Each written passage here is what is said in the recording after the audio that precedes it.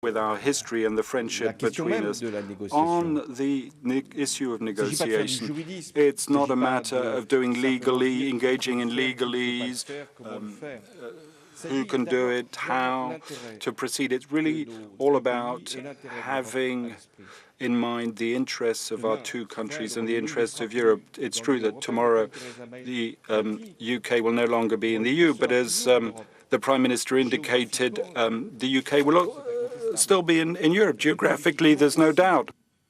Politically, too, the destiny of Europe will always be of interest to the UK, as Europe will always be interested by what the UK can achieve on a global scale. So the opening of the negotiation, to my mind, must be consistent with our interests and to reduce as far as possible uncertainty, doubts and questions. That is the sense of the French position. It's not at all to try and say to the British people, you voted, you must draw all the conclusions from that, and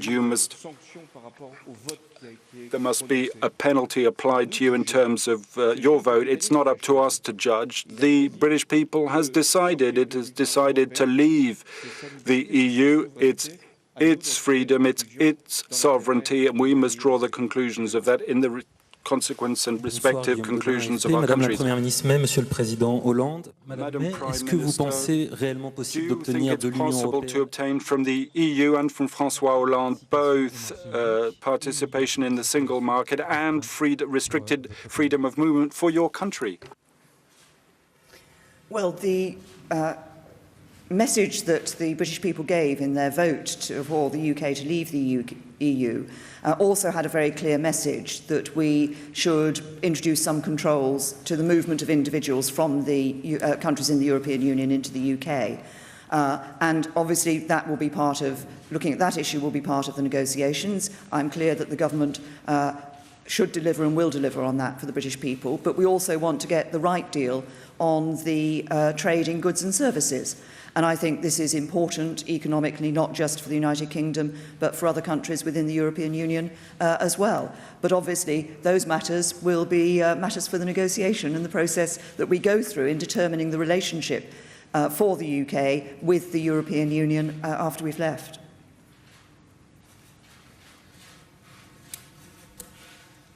C'est le point le plus crucial. C'est celui-là même qui va être that's the point that will be the subject of the negotiation. Royaume-Uni.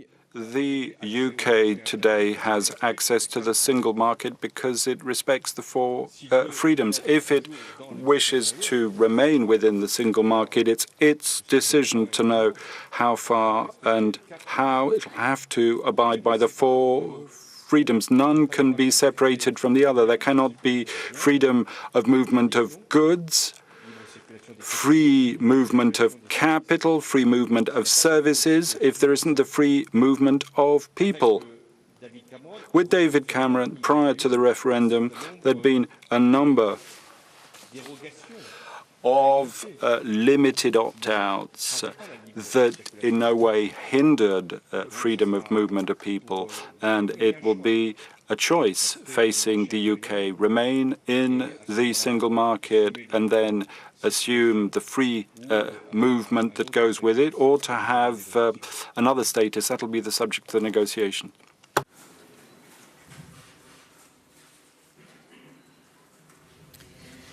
Prime Minister, you suggested during the referendum that the Le Touquet agreement governing the UK border controls in Calais could be in jeopardy if the UK voted for Brexit. And the French economy minister made a similar claim. This is a question to you both. Was that completely wrong, or is there still any possibility at all that this agreement may be revisited? Well, we have discussed the Le Touquet agreement, and President Hollande and indeed Interior Minister Cazeneuve have both been very clear from their point of view that they wish the Le Touquet agreement to stay. I want the Le Touquet agreement to stay. I know there are those who are calling for it to go. There are those within France who are calling for it to go. I believe that it's an important agreement. We have developed it in recent times. We have been putting more resource into the security around Calais and Coquelles. I'm grateful to the efforts that the French government have made in the increased numbers of police that they have put into Calais in order to deal with issues around the juxtaposed controls there from the migrant camps. Le Touquet is of benefit, I believe, to both the United Kingdom and France, and I think we are both very clear. Britain now having taken the decision to leave the EU, but we are both very clear the Le Touquet agreement should stay. Le Royaume-Uni n'a jamais été dans l'espace. The UK has never been in the Schengen area, so it was necessary to have an agreement between the UK and France, notably to address the issue of these migrants, these refugees coming to the borders of France and the UK in Calais and today at Grande-Sainte. And as the Prime Minister indicated, this agreement we applied because it's useful to both our countries and it allows us to address cases that otherwise would not be addressed, and notably the case of minors. And it also ensures that we can say to migrants that they cannot come to Calais, that there's no point coming to Calais because they won't be able to cross because the UK will not accept them, and that the border security must be watertight so that there's no crossing at the risk of their life. It's in the interests of these people that we wanted to apply this agreement. Let me remind you that it's another government that did this, and we consider it as our duty, Manuel Valls, Bernard Cazeneuve, to apply it and to apply it in the best spirit and also to improve it. Merci à tous. Thank you. Thank you very much. Thank you.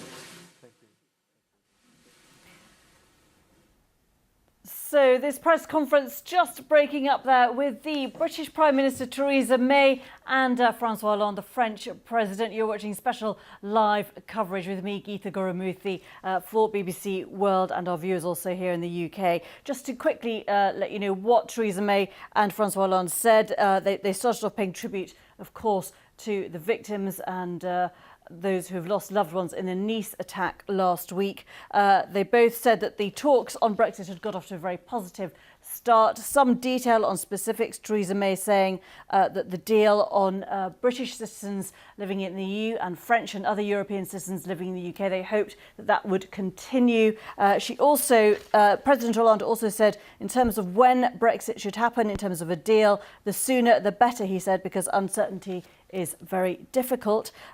Also, they're talking about the deal on Calais, and Theresa May saying that the French wanted that deal to continue. Some uncertainty here about the status of that deal. But both leaders basically saying that they'd had a very positive, constructive opening to talks.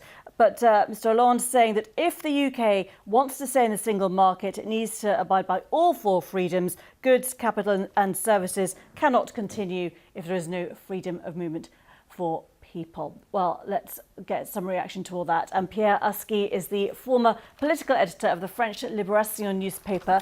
Thanks very much for joining us. I hope you were able to see that whole news conference and just give us your thoughts on this first public set of statements from the two leaders. Well, I thought that the reaction and the attitude of President Hollande was a little bit more conciliatory tonight than it had been in previous statements, including this morning in Ireland, where he was visiting in Dublin. I found that he added one small sentence when he said the Article 50 should be started as soon as possible. He said, but I understand that the newly formed British government needs time to prepare. And this is something that Angela Merkel said yesterday in Berlin, but the French had not accepted this idea that Britain needed some time to prepare before activating Article 50. So I thought this was a little bit more conciliatory than the official tough line that the French had put before. And why do you think that is? Is it the reality of meeting the British leader and accepting that a position has got to be worked through, because it's obviously incredibly complex, isn't it? Yes, I think it's realistic. I mean, no one can expect as a massive negotiation than the one that's going to take place between the UK and the EU to be just starting out of the blue. And I think this is just plain realism. But also, I think President Hollande is trying to follow a thin line between looking tough, because he doesn't want to give the impression that it's easy to leave the European Union. He doesn't want to show other countries or French voters that this is something that can be done just overnight and in an easy way. Because, as you know, there are temptations elsewhere in Europe and in some sections of the French electorate to follow what happened in the UK. That's one point. And the second one is, I think also France is very keen, particularly 1 week after the Nice terrorist attack, to keep strong friendship relations with the UK. France and the UK have very strong military and intelligence and police cooperation dealing with terrorism or the Middle East issue. And I think this is also very important at this stage, probably more than just politicking.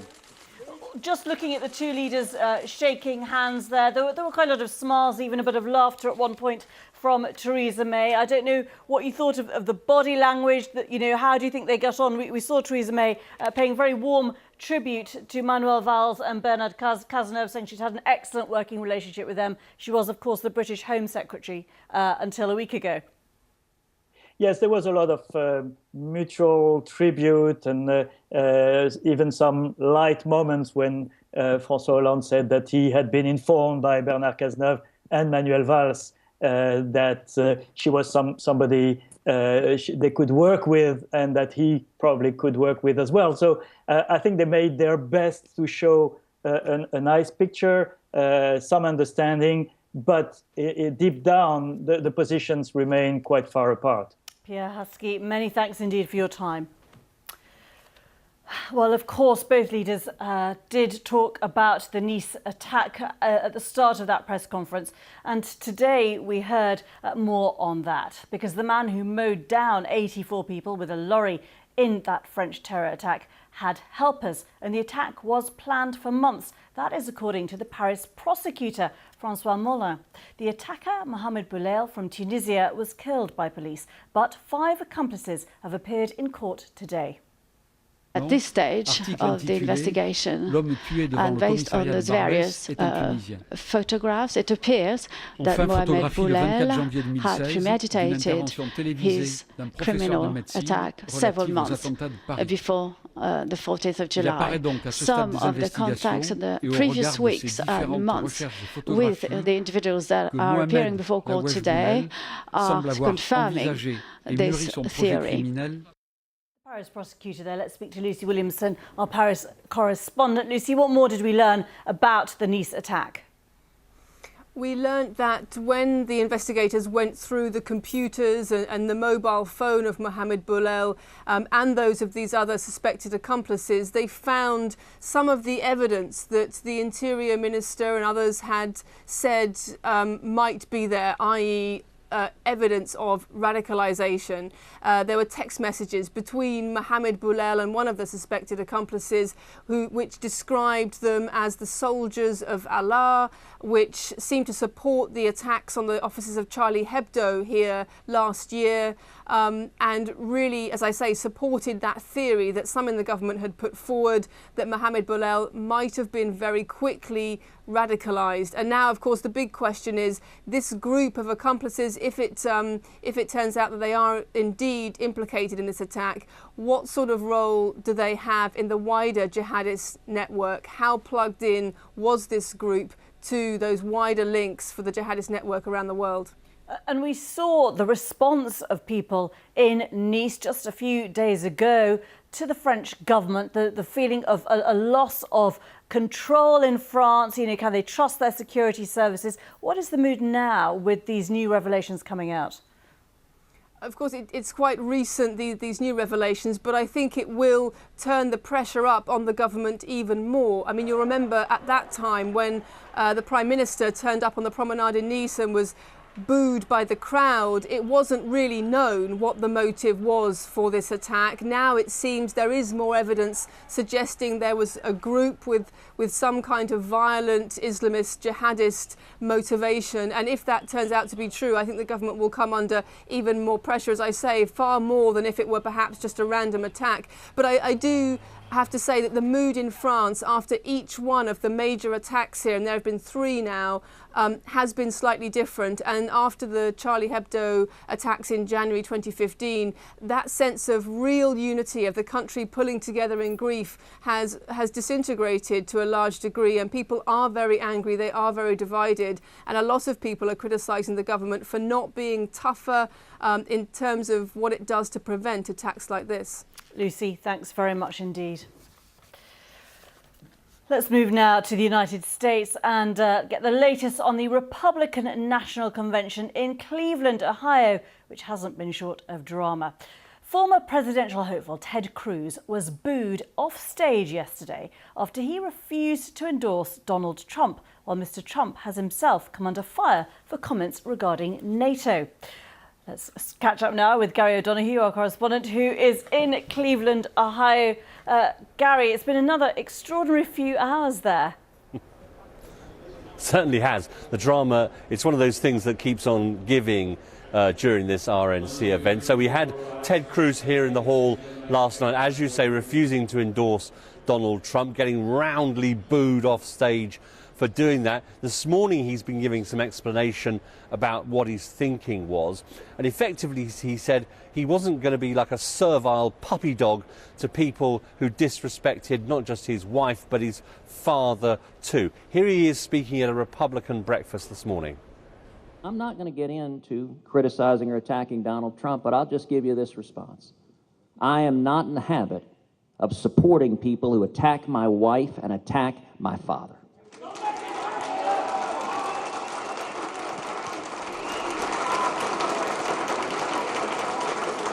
And that pledge was not a blanket commitment that if you go and slander and attack Heidi, that I'm going to nonetheless come like a servile puppy dog and say thank you very much for maligning my wife and maligning my father. And for those who've forgotten, those attacks, effectively Donald Trump accused Ted Cruz's father of being involved in the assassination of John F. Kennedy. And then he also suggested that Heidi, Ted Cruz's wife, wasn't terribly good looking. So pretty personal stuff. Later today, we're going to have Donald Trump himself in the hall behind me giving his keynote speech of the convention. Much bigger speech than he's been used to being given previously, a longer speech. It'll have to be a lot more structured. We hope to hear some more details, some more positions set out more clearly, and notably we'll see if there's a reference to the idea that NATO might not be able to rely on the United States to come to individual countries' aid if they don't pay their dues, something he's been setting out this morning, but a very big moment for Donald Trump later on here in the arena.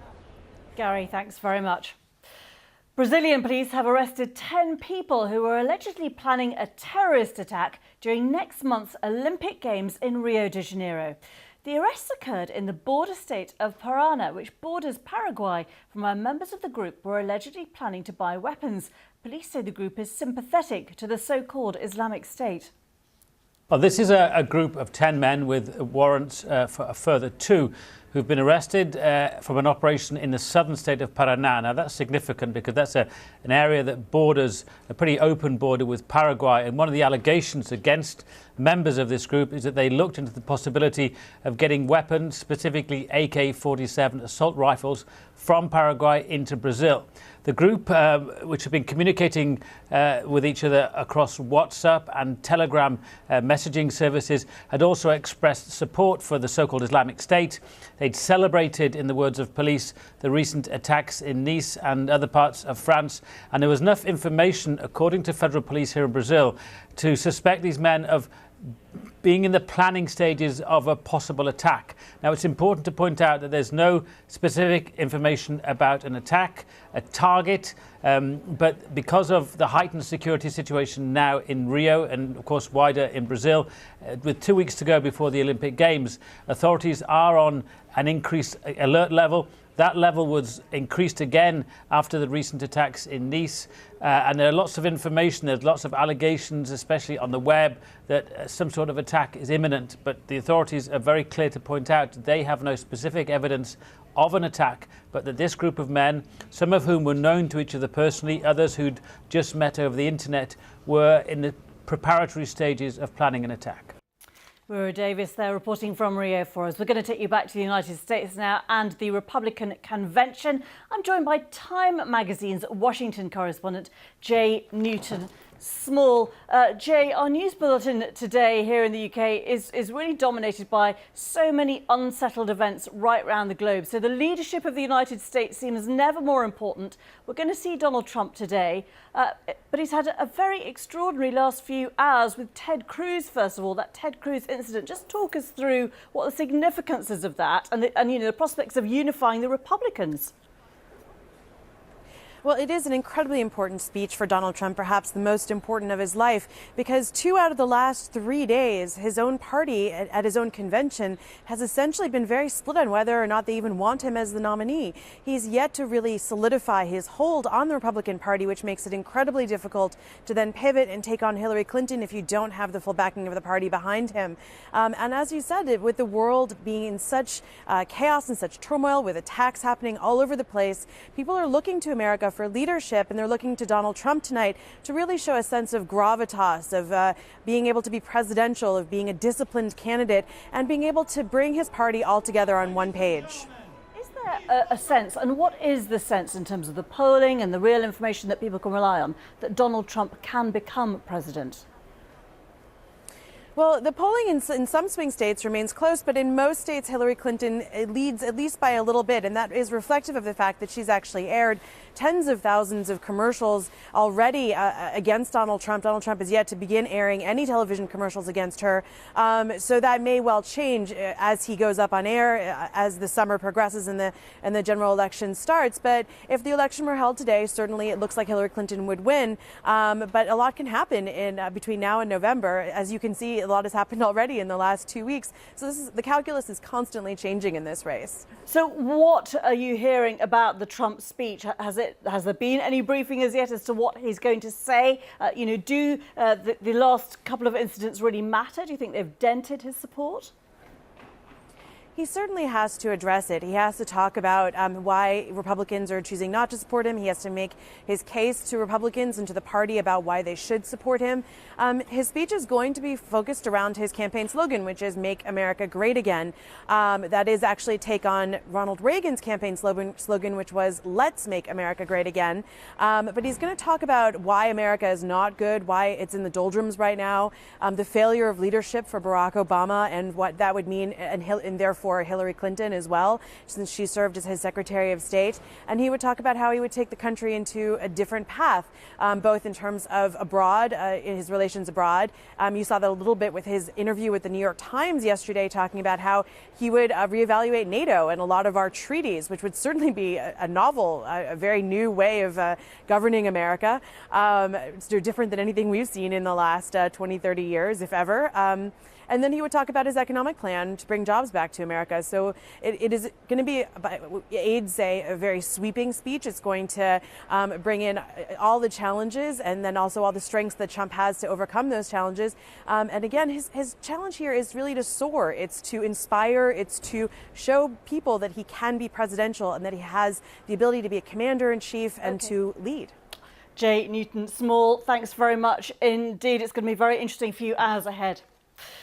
I'm on Twitter at Geetha Gurumurthy. Do get in touch. There's so much news on the website, many more details. Very, very difficult day here, of course, in the newsroom. Hope you're having a good day wherever you are.